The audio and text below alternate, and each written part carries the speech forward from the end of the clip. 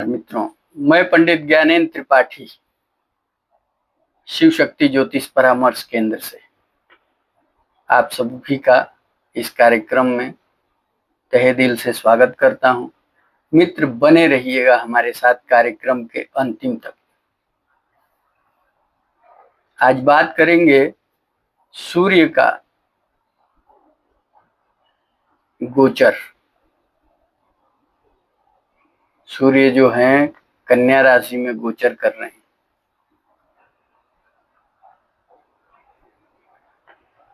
17 सितंबर 2025 को 1:38 महाराज नवग्रहों के राजा हैं और इनका महत्वपूर्ण स्थान है। जो भी जीवन में प्रकाश है वो यही है, मार्गदर्शक प्रकाश, सब कुछ इनमें निहित है। जहां तक कि जितने भी ग्रह हैं हमारे, सभी लोग इन्हीं से ऊर्जावान होते हैं, इन्हीं से प्रकाशित होते हैं।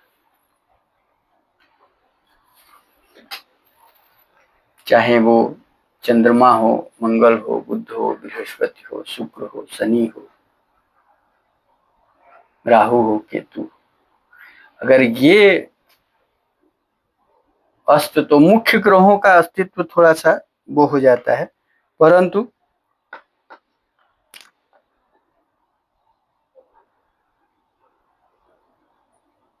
इसमें कोई बहुत वो नहीं है। अब बात करेंगे मेष राशि से लेकर और मीन राशि तक के जातकों के लिए कैसा रहने वाला है सूर्य का गोचर कन्या राशि। तो सूर्य का कारकत्व जानते ही हैं, नेम फेम प्रसिद्धि, जो भी आपके अंदर क्षमता है वो सूर्य है। जो आपकी उपलब्धि है वो सूर्य है। परिश्रम करने के बावजूद भी अगर सफलता नहीं मिल रही है तो वहां सूर्य है। कम परिश्रम में अधिक सफलता मिल रही है तो वहां सूर्य है। सफलता का कारक सूर्य है। मान प्रतिष्ठा समाज में आगे बढ़ाने के कारक सूर्य है। तो सूर्य का जीवन में बहुत महत्व है। वह आत्मा के कारक है। पिता सूर्य हैं। पिता के, खैर बहुत लंबा हो जाएगा, ये सब बात करेंगे तो आप लोग भी लगते हैं उबने कि पंडित जी कहाँ लंबा खींच रहे हैं, जल्दी जल्दी बता देते। तो मित्र, शॉर्ट में बताएंगे, बहुत छोटा बताएंगे।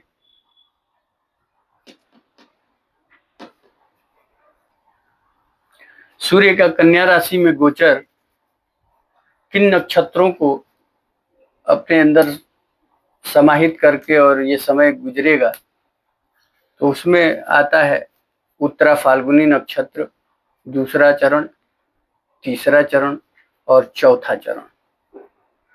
चित्रा नक्षत्र के पहले 2 चरण और हस्त नक्षत्र के चारों चरण से होके गुजरते हैं सूर्यदेव। कन्या के स्वामी बुध हैं और अभी वर्तमान समय में बुध अपने स्वग्रह ही बैठे हुए हैं। तो बुद्धादित्य योग का भी निर्माण हो रहा है। कुछ परिस्थितियों में ये अच्छे फल प्राप्त कराएंगे, कुछ परिस्थितियों में थोड़ा सा विचलित करेंगे। तो प्रारंभ करते हैं पहले मेष राशि से। तो आपके मित्र छठे भाव में रहेंगे, आपके छठे भाव में गोचर करेंगे। इनकी 7वीं दृष्टि जो है आपके व्यय भाव पे पड़ेगी। बुध भी वही है, तो वाणी में कटुता आएगी, क्योंकि छठे के कारक वहीं बैठे हुए हैं बुध। गले संबंधी समस्या बढ़ सकती है। पंचम के कारक हैं तो सुख भोगेंगे, सुख में वृद्धि होगी। पीड़ित हैं परंतु अपने घर को फलित करेंगे ही करेंगे। मेष राशि वालों के लिए बहुत अच्छे हैं। जिन जिन नक्षत्रों से गुजरेंगे, मित्र नक्षत्र होंगे तो अच्छे फल प्राप्त कराएंगे, शत्रु नक्षत्र होंगे तो थोड़े से पीड़ित करेंगे। परंतु सुख भाव के स्वामी होकर छठे में बैठना सूर्य का अच्छा होता है।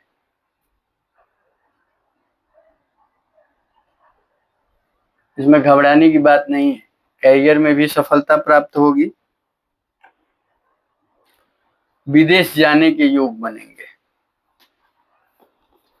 क्योंकि इसमें राहु महाराज आपके 11वें स्थान में बैठे हुए हैं, तो उनका भी प्रभाव होगा, वो ज्यादा प्रकाशित हो जाएंगे।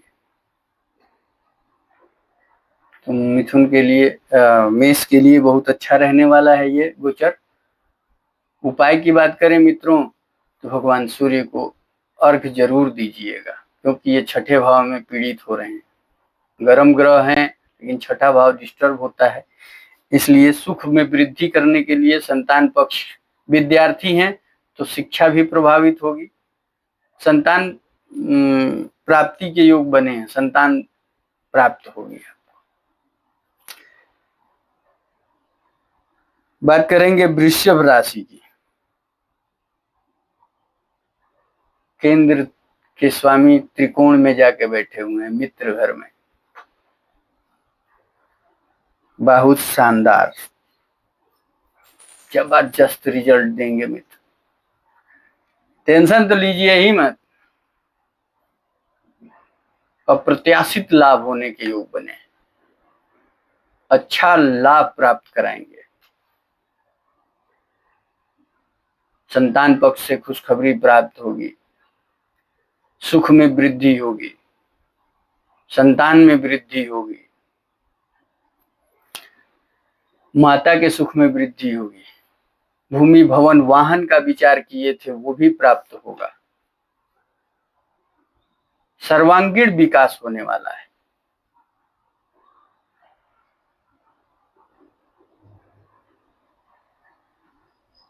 उपाय की बात करें तो माँ लक्ष्मी के कनकधारा स्तोत्र का पाठ करते रहिए। भगवान सूर्य को अर्घ्य भी दीजिए। शत्रु है उससे परेशान मत होइए।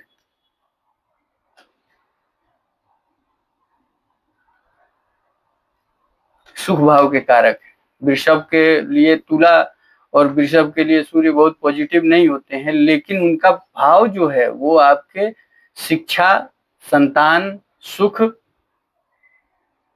सब पर्याप्त होगा। अब आगे बात करेंगे मिथुन राशि की। तो मित्र यहां थोड़ा सा सोचना पड़ रहा है, परंतु तीसरे के कारक हैं, केंद्र में बैठे हैं, तो माता के स्वास्थ्य की समस्या थोड़ी बढ़ेगी। सुख, भूमि भवन वाहन का सुख प्रभावित होगा। छोटे भाई बहनों से तालमेल अच्छे होंगे। अगर कहीं डिस्टर्ब मामला था तो वो ठीक हो जाएगा। 7वीं दृष्टि इनकी जो है वो आपके कर्म भाव पे पड़ रही है। आपके कर्म अच्छे होंगे, व्यापार बढ़ेगा, रोजगार मिलेगा, सामाजिक प्रतिष्ठा बढ़ेगी, मान सम्मान में वृद्धि होगी। धन के लिए थोड़ा सा इन्वेस्टमेंट कराएंगे। ये जो धन आपने संचित किया था वो खर्च कराएंगे, लेकिन उसका लाभ भी प्राप्त होगा, बहुत उत्तम लाभ प्राप्त होगा। उपाय की बात करें मित्रों तो गणेश अथर्वशीर्ष का पाठ करें, बेहतर रहने वाला। लंबा खींचने से मतलब नहीं है, ये 1 महीने का गोचर होता है और बहुत भयभीत होने की आवश्यकता नहीं है। ये आत्मा है। बात करेंगे कर्क राशि की, तो यहाँ थोड़ा सा मित्र सावधान रहने की आवश्यकता है। छोटे भाई बहनों से संबंध खराब होंगे, पराक्रम में कमी आएगी, मेहनत करने के बावजूद भी सफलता सामान्य होगी। इसलिए कि धन भाव द्वितीय भाव के कारक हैं, यहाँ मानसिक पीड़ा बढ़ा देते हैं भाई कर्क वालों के लिए। जितना परिश्रम करेंगे, हाँ ज्ञान तो आपके अंदर आएगा, अर्जित तो करेंगे, लेकिन उसका जो परिणाम आएगा वो बहुत अच्छा नहीं होगा। आपके पास नॉलेज होगा, आपके पास ज्ञान होगा, आप हर क्षेत्र में अच्छा करेंगे, लेकिन सफलता जो कहा जाता है ना, नेम फेम दे देना, वो नहीं मिलने वाला। भाग्य को देख रहे हैं द्वितीय होके, भाग्य बल से सामान्य सुख मिल जाए, सामान्य उपलब्धि प्राप्त हो जाए, वो अलग की बात है। उपाय के लिए केसर का तिलक करना है। हर रविवार को गंगा जल से स्नान करना है। गंगा स्नान कर लें, या गंगा जल घर पे हो तो हर रविवार को, प्रत्येक रविवार को गंगा जल से स्नान करें, केसर का तिलक प्रतिदिन लगाएं, राहत मिलेगी। अब यहाँ बात कर लेंगे सिंह राशि की। भैया लग्नेश है, धन भाव में बैठ गए तो सुख सुविधाओं पे खर्च करेंगे, कुटुंब में खर्चा होगा। इन्वेस्टमेंट के लिए समय बहुत अच्छा है। अगर मेडिकल सेक्टर में व्यवसायी हैं आप, या चिकित्सा के क्षेत्र में कहीं हैं, तो तरक्की होने वाली है। शब्द पे ध्यान रखिएगा, शब्द गंदे हो जाएंगे, वाणी खराब होगी, कटु मत बोलिएगा। स्वास्थ्य का थोड़ा सा ध्यान रखिएगा। अष्टम भाव बुध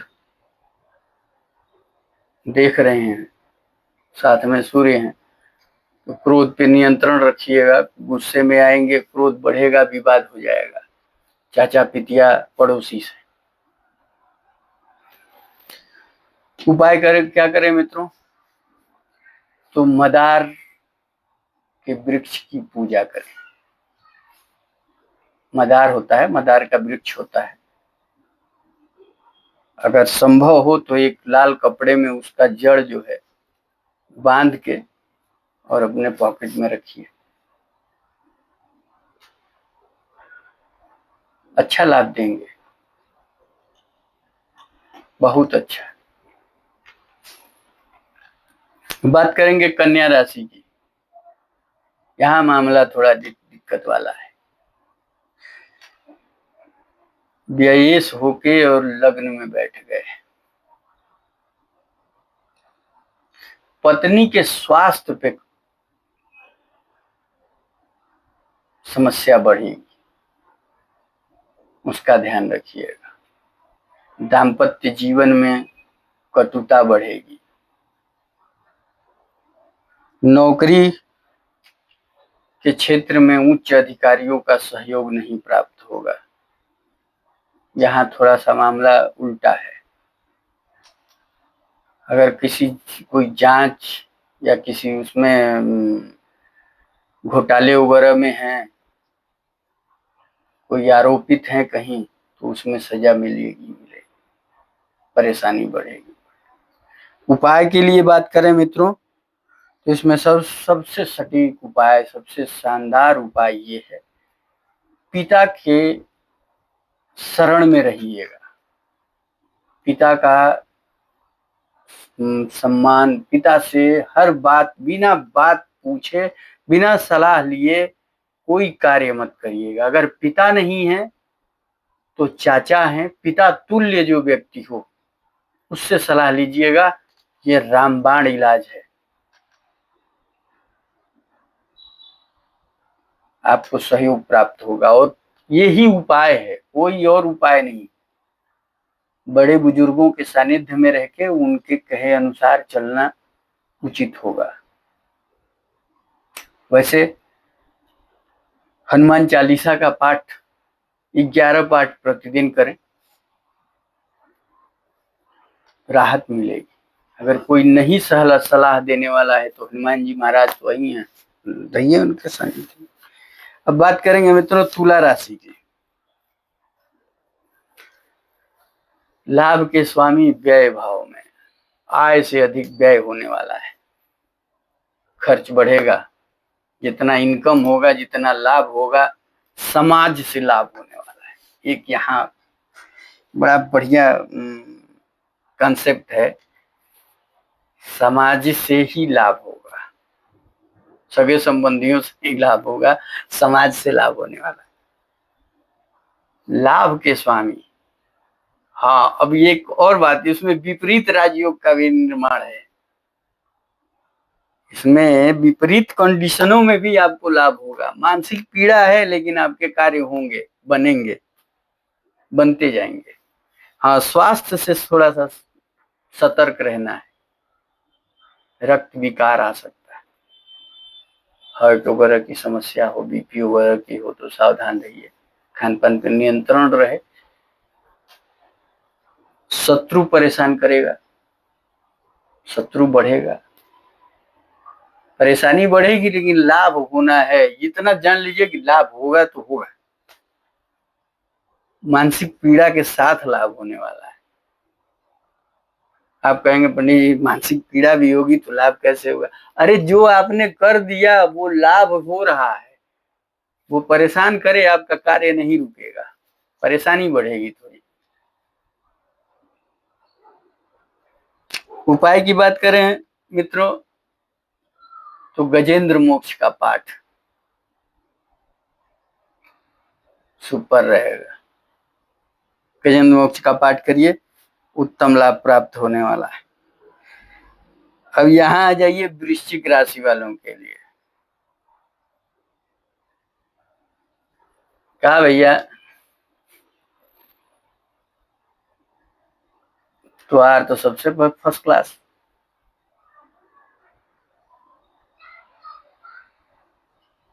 दशम के स्वामी लाभ स्थान में मित्र के घर में मित्र दृष्टि से सुख भाव को देख रहे हैं। कर्तव्य निष्ठा, मान प्रतिष्ठा, लाभ, सुख, संतान, कैरियर सब अच्छा रहेगा। कहीं निगेटिव है ही नहीं है। तत्कालिक शत्रुता में क्या, शत्रुता में है तो व्यय कराएंगे तो व्यय होने दीजिए, लाभ तो होगा।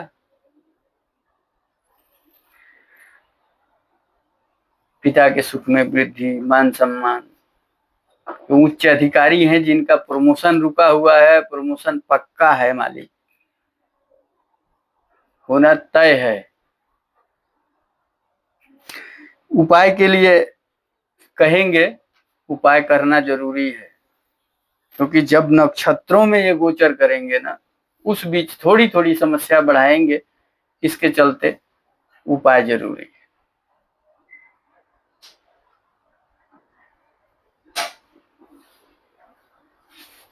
तो यहाँ भगवान शिव को मसूर की दाल हर मंगलवार को, 4 मंगलवार करना होता है, पूर्ण हो जाएगा। प्रत्येक मंगलवार को मसूर की दाल भगवान भोलेनाथ को अर्पित करिएगा,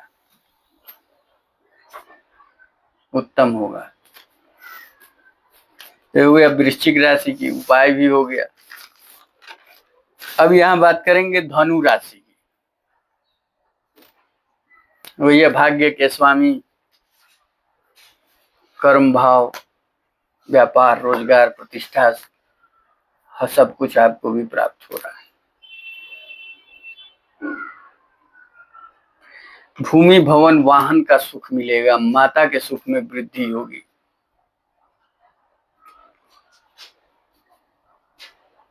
थोड़ा सा लाभ प्रभावित होगा, परंतु भाग्य प्रभावित नहीं है। जो लाभ आज रुक जाएगा वो लाभ आपको फ्यूचर में प्राप्त होगा, लेकिन उस दिशा में कार्य तो पूर्ण होना है। वो रुकना नहीं है, वो कार्य पूर्ण होगा।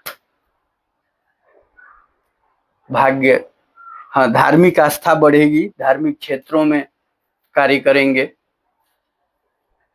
इसमें अगर किसी की कुंडली में अगर केतु भाग्य स्थान में है सूर्य के घर में, तो वह व्यक्ति संन्यास की तरफ भी बढ़ सकता है। अब उपाय की बात करें मित्रों, तो उपाय यहाँ यही है कि माँ बगलामुखी की आराधना करें, इनके दर्शन पूजन में मन लगाएं, माता जी के शरण में रहिए। माँ बगलामुखी या जो भी माता है, जो भी दुर्गा जी, देवी देवता, जो भी देवियां हैं, उनके शरण में रहिए, आपका कल्याण होगा। विशेष कुछ और ऐड करने की आवश्यकता नहीं। अब बात कर लेंगे मकर राशि की। भाई साहब, यहाँ थोड़ा सा आपको सावधान होना पड़ेगा, क्योंकि पराक्रम के कारण गलत कर्म कर जाएंगे अपने चाचा, भाई, बंधु, पड़ोसी, इनके साथ। आपका पराक्रम बढ़ेगा, इसमें कोई दो राय नहीं है, मित्र दृष्टि पड़ रही है, परंतु अष्टम के कारक भाग्य स्थान में विवाद बढ़ाएंगे। सात्विक होने के साथ साथ उनको आप बड़ा पीड़ित कर देंगे। तो इसके लिए थोड़ा सा आप सावधान रहिएगा कि इनका जब परिवर्तन होगा ना, तो वो लोग आपको पीड़ित कर देंगे। विवाद में अपनों से विवाद मत करिएगा, ये मुख्य काम है। वाहन चलाते वक्त सावधान रहना है, चोट चपेट की संभावना बढ़ी है। खान पान पे नियंत्रण, शब्द का इस्तेमाल बहुत सोच विचार के करिएगा, क्योंकि आपके शब्दों से ही शत्रु तैयार होंगे। ये मकर राशि वालों के लिए है सावधानी। उपाय की बात करें तो बजरंग बाण का पाठ नित्य करना है, हनुमान जी के शरण में रहना है, ठीक ना? हनुमान जी के शरण में रहिएगा। सीरियस होके बोल रहा हूँ, कोई मजाक नहीं, फिर देखिएगा। अब बात करेंगे कुंभ राशि की। तो भैया, सप्तम के कारक अष्टम भाव में पत्नी के स्वास्थ्य की समस्या बढ़ेगी, दाम्पत्य जीवन प्रभावित होगा, ध्यान रखिएगा। अपव्यय होगा, चोट चपेट लगेगी ही लगेगी, इसका ध्यान रखना है। आपके लिए भी बहुत अच्छे नहीं है। पिता हैं, शनि देव के पिता हैं, लग्नेश के पिता हैं, संबंध बताया जाएगा। लेकिन यहाँ जो है अष्टम में मित्र के घर में बैठे हैं, पैतृक संपत्ति का विवाद था, वो तो समाप्त हो जाएगा, लेकिन व्यय होगा, धन खर्च होगा। अब यहाँ देखना होगा कि बृहस्पति की स्थिति क्या है,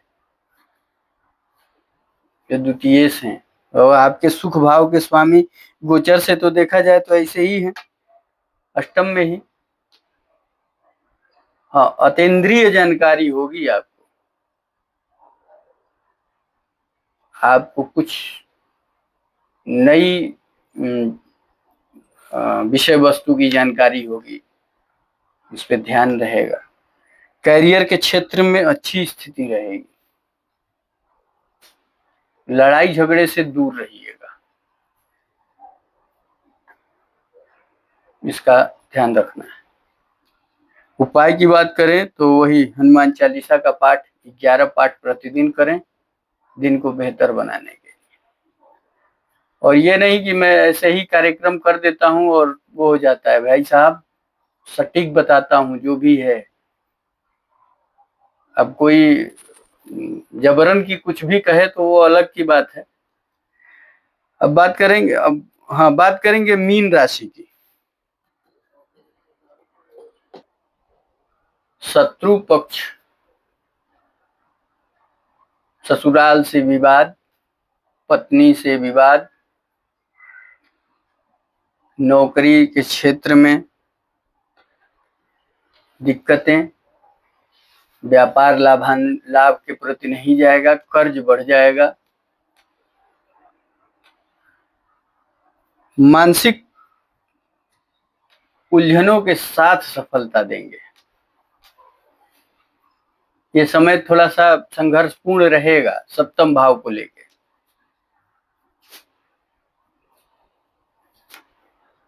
तो घबराने की आवश्यकता नहीं है। यहाँ थोड़ी परिस्थितियां ठीक नहीं है, क्योंकि छठे भाव के स्वामी हैं। ऋण बढ़ा देंगे, रोग बढ़ा देंगे, विवाद बढ़ा देंगे।